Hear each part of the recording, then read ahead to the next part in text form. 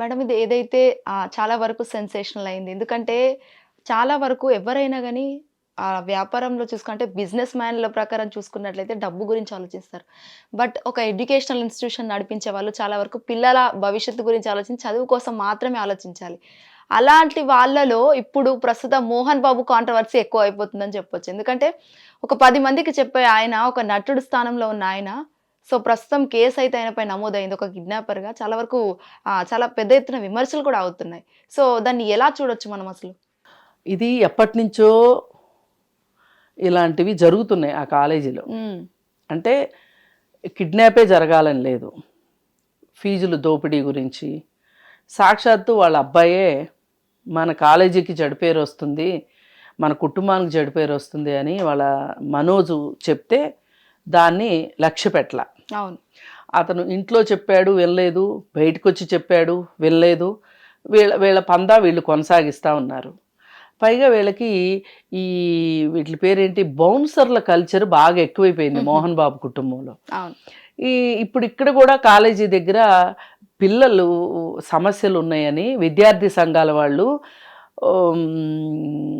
ధర్నా చేయటానికని వెళ్తూ ఉంటే ఆ ధర్నా చేయడానికి వెళ్ళే వాళ్ళని కిడ్నాప్ చేశారు వీళ్ళు. ఆ స్టూడెంట్ లీడర్స్ని కిడ్నాప్ చేశారు. వీళ్ళు ఏమనుకున్నారంటే ఆ స్టూడెంట్ లీడర్స్ని కిడ్నాప్ చేస్తే వాళ్ళు భయపడిపోతారు, భయపడిపోతే ఈ యాజిటేషన్స్ ఆగిపోతాయి, ఆగిపోతే ఏం పర్వాలేదు అని అనుకున్నారు. ఉన్నారు కదా మనకి బౌన్సర్లు అని చెప్పి బౌన్సర్ల చేత కార్లలో అడ్డగించి బైకుల మీద వెళ్ళే వాళ్ళని కార్లతో అడ్డగించి వాళ్ళని తీసుకెళ్ళి కిడ్నాప్ చేశారు. ఇది చాలా బాధాకరమైన విషయం ఇట్లా చేయటము అనేది. ఇకపోతే మీరు అన్నారు మరి పిల్లల భవిష్యత్తు గురించి ఆలోచించాలి కదా, ఎంత వ్యాపారమైనా ఇలా చేస్తే ఎలాగా అని. మరి కేవలం వ్యాపారంగా నిర్వహించబట్టే వాళ్ళు అన్నన్ని కోట్లు సంపాదించగలిగారు, అన్నన్ని ఆస్తులు కూడబెట్టగలిగారు. అంటే ఇటు వ్యాపారం ఉన్నప్పటికీ కూడా సినిమా మీరు అంటారు కరెక్టే, నేను కూడా చెప్తా, మీరెవరండి మాకు నీతులు చెప్పడానికి అన్నట్లున్నారు ఆ తండ్రి కొడుకుల పద్ధతి.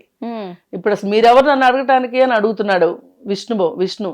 మరి అలానే అంత బరి తెగించేసిన వాళ్ళ గురించి ఏం మాట్లాడతామండి? ఇంకా వాళ్ళ చట్టమే చూసుకోవాలి. ఇంతకు ముందు కూడా ఫీజుల వ్యవహారాలు, ఫీజు 500 రూపాయలు ఉంటే ఎగ్జామ్ ఫీజు, కాలేజ్ ఫీజు కాదు, కాలేజ్ ఫీజులు వేరు, ఎగ్జామ్ ఫీజు వేరు. ఈ ఎగ్జామ్ ఫీజుకి ఫైన్ వేస్తున్నారు రోజుకి 500. అదే మరి కాల్ రికార్డ్ చేసి వినిపిస్తే మనకు ఆశ్చర్యంగా ఉంది. ఇప్పుడు 100 మంది పిల్లలు ఉన్నారండి, 100 మందిలో ఎగ్జామ్ ఫీజు కట్టడం అనేది మోస్ట్ ఇంపార్టెంట్ అని కడతారు ఎవరైనా సరే.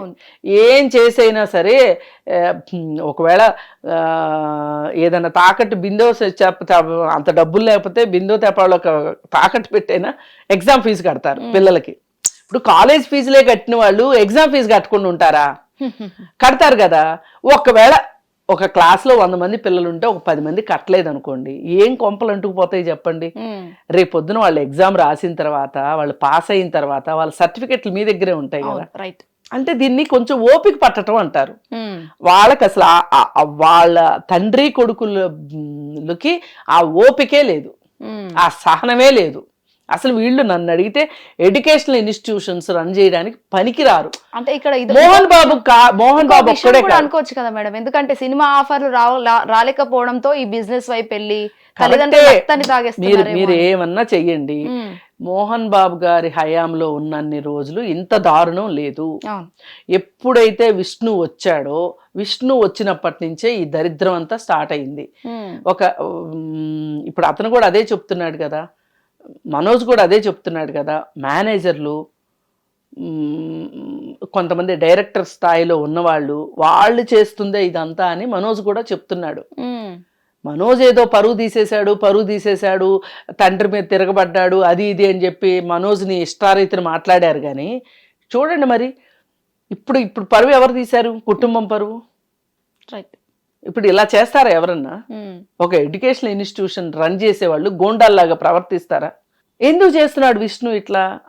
అందుకే విష్ణుకి అసలు ఒక ఎడ్యుకేషనల్ ఇన్స్టిట్యూషన్ని రన్ చేసే కెపాసిటీయే లేదు, ఆ మానసిక స్థాయి కూడా లేదు అతనికి. అతను ఒక వడ్డీ వ్యాపారం చేసుకుంటూ డబ్బులు ఇవ్వని వాళ్ళని కాబోలి బాకీ వాళ్ళు అంటారు కదా, కాబోలీలు అంటారు కదా, డబ్బులు అప్పిచ్చి అప్పు వసూలు చేసుకునే వాళ్ళు, అలాంటి దానికి కరెక్ట్గా పనికొస్తాడు అతను. ఇప్పుడు సినిమాలు రావట్లేదు అంటే దానికి ఎవరేం చేస్తారు? అయినా నీవో ఇప్పుడు మాకు 100 కోట్లు ఉన్నాయి, 1000 కోట్లు ఉన్నాయని చెప్తున్నారు కదా, ఆ డబ్బులు సరిపోవట్లేదా మీకు? ఎందుకు ఇంత పిచ్చి దేనికి డబ్బులు అంటే? పైగా అంతకుముందు కూడా డే స్కాలర్స్ లంచ్ బాక్సులు తెచ్చుకుంటానికి వీల్లేదు, క్యాంటీన్లోనే తినాలి. ఆ క్యాంటీన్లో వచ్చే డబ్బులు కూడా వీళ్ళకే కావాలి. ఇప్పుడు అందరూ పెద్ద పెద్ద పేరున్న స్కూల్స్ ఉన్నాయి హైదరాబాద్లో కూడా. ఆ స్కూల్స్లో లంచ్ ఇస్తారు. ఒకవేళ వద్దు అంటే గనక ఆప్షన్ మందే, మనం లంచ్ పట్టుకెళ్ళొచ్చు కావాలంటే. ఇది ఇంటర్నేషనల్ స్కూల్స్ కూడా మనం లంచ్ పట్టుకెళ్ళొచ్చు, ఎందుకంటే లంచ్ బిల్ ఎక్కువే ఉంటుంది, ఏ మాటకు ఆ మాట. చాలా రకరకాలు ఉంటాయి, అవన్నీ పిల్లలు తింటారా సస్తారా అది వేరు విషయం. కానీ ఒళ్ళు బలిసిన వాళ్ళు కడతారు.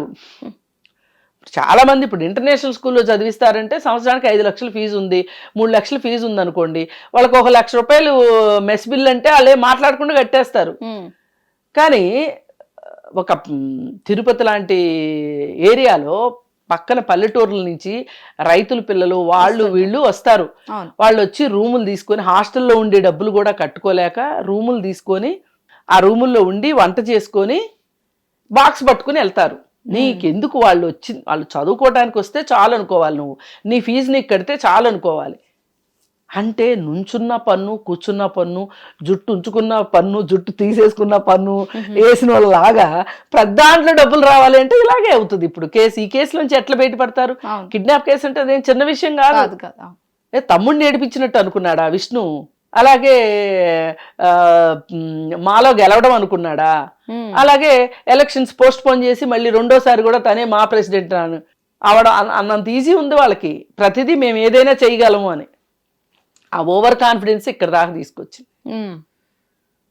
ఏది ఏమైనప్పటికీ చట్టం తన పని తాను చేసుకుంటూ వెళ్ళాలి. ఇక్కడ ఎవరైనా సరే వీళ్ళకి రాజకీయ నాయకులు కానీ అట్లాంటి వాళ్ళు వీళ్ళకి సహాయాలు చేయకోకుండా వీళ్ళు తప్పు చేశారు, తప్పును అది నిజంగా కిడ్నాప్ చేసినట్లు కూడా వచ్చేసింది. ఇంకా దీని గురించి మాట్లాడుకునేది లేదు, చట్టం చూసుకుంటుంది అంతే. అంటే ఇక్కడ మేడం ఇంకొక ఆలోచించిన విషయం ఏంటంటే, మోహన్ బాబు లాంటి వాళ్ళు కూడా చాలా మంది ఉన్నారు కదా. సో వాళ్ళని ఏమంటారు అంటే, ఒక సెలబ్రిటీస్ కాబట్టి వాళ్ళని పోలీసులు జస్ట్ కేసు నమోదు చేశారు తప్ప అరెస్ట్ చేయలేదు. బట్ వేరే కామన్ పీపుల్ ఎవరైతే ఉన్నారో వాళ్ళనైతే ఖచ్చితంగా అరెస్ట్ చేస్తారు. అది చట్టం ఎవరికైనా చట్టం ముందు అందరూ సమానమే అనుకున్నట్లు. పైగా ఇది కేసు కూడా బయటకు వచ్చింది. ఖచ్చితంగా దీనిపైన దోషుల్ని ఖచ్చితంగా శిక్షించాలి. ఇలా చేస్తే ఏమవుద్ది అంటే వేరే వాళ్ళు ఇలా చేయకుండా ఉంటారు కనీసం. హిట్ టీవీ యాప్, ఇందులో short news, live news, entertainment shows, movies, digital magazines తో పాటు మీ జిల్లా వార్తలను కూడా ఫ్రీగా చూడొచ్చు. ఇంకెందుకు ఆలస్యం, వెంటనే హిట్ టీవీ యాప్ ని డౌన్లోడ్ చేసుకుని ఫ్రీగా ఎంటర్టైన్మెంట్ పొందండి. Hit TV app, hit TV app, please download hit TV app. Hit TV app ని ఫ్రీగా డౌన్లోడ్ చేసుకొని ఎంజాయ్ చేయండి. మీకు నచ్చిన ఎంటర్టైన్మెంట్ కోసం హిట్ టీవీ యాప్ ని ఫ్రీగా డౌన్లోడ్ చేసుకొని ఎంజాయ్ చేయండి. హిట్ టీవీ యాప్ ని డౌన్లోడ్ చేసుకుని ఆస్వాదించండి, ఆశీర్వదించండి. ఇంతమంది సెలబ్రిటీలు హిట్ టీవీ యాప్ ని డౌన్లోడ్ చేసుకోండి అని చెప్తున్నారంటే ఎంత మంచి యాప్ ఆలోచించండి. అమెరికా అమెరికా అమెరికా అమెరికాలో చదవాలనుకునే వాళ్ళకి విశ్వసనీయమైన పేరు మన శౌర్య కన్సల్టెన్సీ. UK లో 1 year masters, UK లో 1 year masters, 2 years work permit up to 5 years visa. Contact Saurya Consultancy. Contact 89851 89851.